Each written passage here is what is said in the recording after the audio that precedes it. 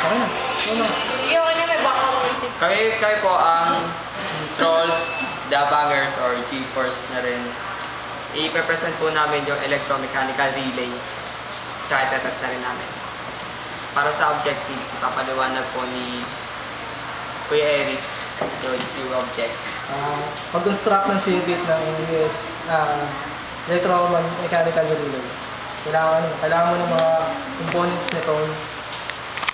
12 saka 12 volts. 12 volts saka 5 volts na sasakyan, supply, saka yung mga objectives nito, discuss yung yung mga component, paano yung gumagana yung relay. Saka paano ito-test yung sa parallel PC parallel port yung circuit na ginawa namin electromechanical relay. Para Yung sa components naman, si Melay naman magsabi. yung components na gagamitin, yung relay SPDT 12 volts at saka IN4148, IN4001, 2N22228, PCB 4x4 at saka resistor na 4.7 kilo ohms.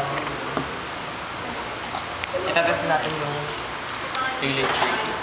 Una, nakakabit na yung dalawang supply, isa 5 volts tapos 12 volts. Itatest muna natin kung gumagana yung relay.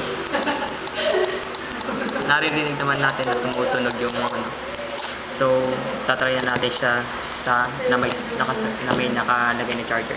Isa sa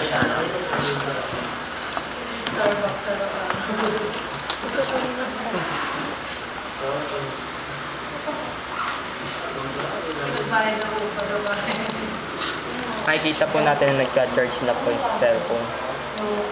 Okay.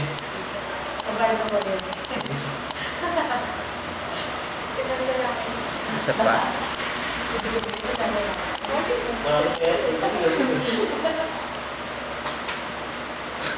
Matang 3 minutes yan.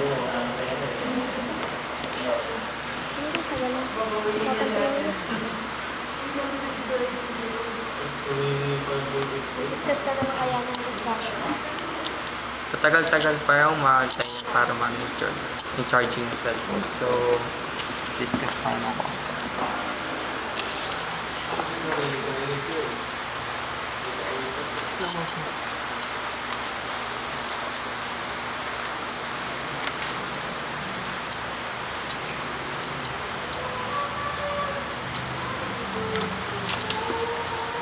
Para sa further discussion tungkol dito, si Kuya Eric na yung mag-discuss na.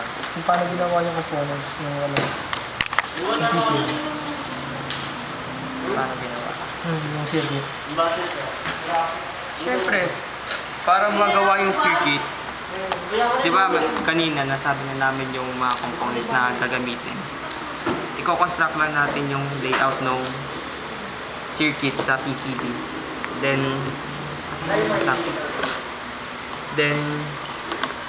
yung dun sa layout, pagkatapos nun, i-etching na lang natin siya dun sa gamit yung ferric chloride para matanggal yung mga excess na copper na hindi kailangan dun sa para makagawa ng circuit. Tapos, tulad nito. Kaso madaming jumper kasi inulit natin. Para makagawa ng buong circuit na relay.